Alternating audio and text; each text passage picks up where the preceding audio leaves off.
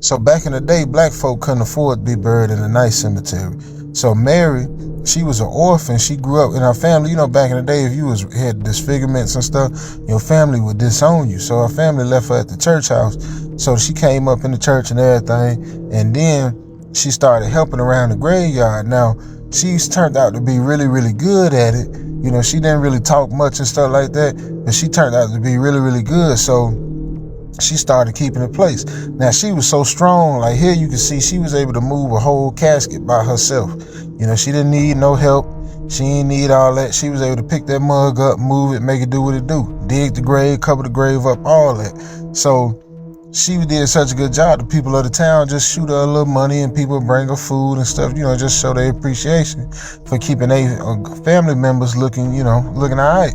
Now, over time, she started to slip deeper and deeper into like this craziness. So at first, she'd talk a little bit, like I said, but then she just really, when she would talk, then after a while, it just was crazy. Couldn't nobody make sense of it. Now, after time went, she eventually went and dug up folk up out the graves. And she took them and sat them all in a mausoleum. And when she sat them all in there, they said she was like holding a class or like preaching to them. And eventually she disappeared.